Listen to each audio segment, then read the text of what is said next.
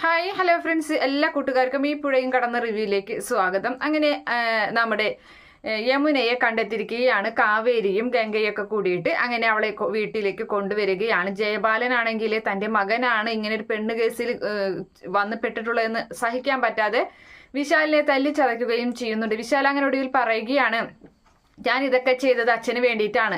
കാരണം എനിക്ക് അച്ഛനെ അവരെത്രത്തോളം അപമാനിച്ചു എന്ന് എനിക്കറിയാം. എൻ്റെ മുന്നിൽ വെച്ചിട്ടല്ലേ അച്ഛനത് ക്ഷേത്രത്തിൽ ചെന്നപ്പോൾ അവിടെ നിന്ന് കൂക്കി വിളിച്ചിട്ടല്ലേ അച്ഛനെ അവർ പുറത്താക്കിയത്. അതുപോലെ തന്നെ ഭൂമി പൂജ ചെയ്യാൻ നേരം അവിടെയും വന്ന് പ്രശ്നങ്ങൾ ഉണ്ടാക്കിയില്ലേ. അപ്പൊ അതൊക്കെ സഹിക്കാൻ പറ്റാതെ അതിൽ നിന്നൊരു തിരിച്ചടി അവർക്ക് കൊടുക്കാൻ വേണ്ടിയിട്ടാണ് ഞാൻ യമുനയെ തട്ടിക്കൊണ്ടു പോയത്. അല്ലാതെ അവളോട് ഉള്ള ഭ്രമം മൂത്തിട്ടൊന്നുമല്ല. തന്നെയല്ല, അവള് ഒരു വിരലിന് ഞൊടിച്ചാൽ ഒരു പക്ഷേ അവൾ എൻ്റെ കൂടെ വരും, ഏത് ഹോട്ടലിലേക്ക് വേണമെങ്കിലും. അങ്ങനെയാണ് അവള് എന്നൊക്കെ ഇങ്ങനെ പറയുന്നുണ്ട്.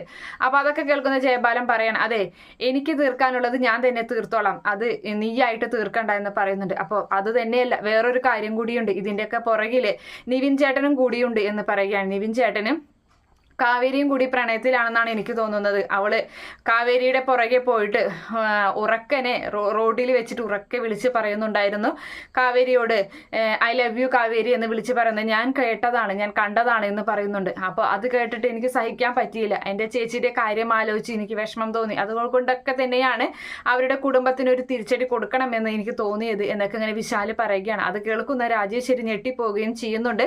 രാജേശ്വരി എത്ര തടഞ്ഞാലും, രാജേശ്വരി എത്ര വഴക്കൊക്കെ നിവിനെ പറഞ്ഞാലും, ഈ നാട്ടിൽ നിന്ന് അവനെ പറഞ്ഞയക്കാൻ നോക്കിയാൽ അവൻ അതിനൊന്നും സമ്മതിക്കുന്നില്ല. എങ്കിലോ നമ്മുടെ കാവേരി ആണെങ്കിൽ നിവിന്റെ സ്നേഹം കണ്ടില്ലെന്ന് തന്നെയാണ് നടിക്കുന്നത്. അവനോട് അങ്ങനെ ഒരു വികാരമൊന്നും തോന്നുന്നില്ല. പക്ഷെ നിവിനാണെങ്കിൽ കാവേരി ഒരുപാട് ഇഷ്ടമാണ്. അതുകൊണ്ട് തന്നെയാണ് ഇങ്ങനെയൊരു അവർക്ക് ഏതൊരു ആപത്തിലും കൂടെ നിൽക്കുന്നതും.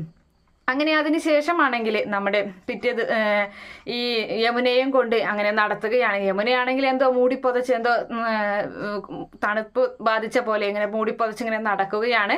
അപ്പോൾ ആ സമയത്ത് അവരുടെ അയൽവക്കക്കാരും നാട്ടുകാരൊക്കെ ഇങ്ങനെ കാണുന്നുണ്ട്. ശാരദയുമുണ്ട്, കാവേരിയുമുണ്ട് കൂടെ. അപ്പോൾ ആ സമയത്ത് മോൾക്ക് ഈ ഒരു അവസ്ഥ വന്നല്ലോ എന്നൊക്കെ ഇങ്ങനെ ആദ്യം ദയനീയ സംസാരിച്ചതിന് ശേഷം അവർ പറയുകയാണ്, അതെ ഇല വന്ന് മുള്ളിൽ വീണാലും മുള്ള് വന്ന് ഇലയിൽ വീണാലും ഇലയ്ക്ക് തന്നെയാണ് കേട്. അങ്ങനെ ഇപ്പോൾ ഇല വീണ് കിടക്കുകയാണ്. ആ വീണ് കിടക്കുന്ന ഇലയെ നമ്മൾ സംരക്ഷിക്കണം എന്നൊക്കെ ഇങ്ങനെ പറയുന്നുണ്ട്. അങ്ങനെ ഒരുപാട് കുറ്റപ്പെടുത്തുന്ന രീതിയിൽ ഒക്കെ കളിയാക്കുന്ന രീതിയിലൊക്കെ സംസാരിക്കണ കേൾക്കുമ്പോൾ കാവേരിക്ക് ദേഷ്യം വരുന്നുണ്ട്. കാവേരി യമുനയും കൊണ്ട് അങ്ങോട്ട് കയറി പോവുകയാണ്. ശാരദ പിടിച്ചുകൊണ്ട് പോകുന്നുണ്ട്. അങ്ങനെ കാവേരി ആണെങ്കിൽ തിരിഞ്ഞു നിന്നിട്ട് അവിടെ ഉണ്ടായിരുന്ന കല്ലുകൾ പറക്കി അവർക്ക് നേരെ എറിയുകയാണ്. എന്നിട്ട് പറയുന്നുണ്ട്, പൊക്കോളണം ഇവിടെ നിന്നിട്ട്, ഒരാളുടെയും ഒരു സഹതാപോ കാര്യങ്ങളോ ഒന്നും ഇവിടുന്ന് പറയാൻ നിൽക്കണ്ട.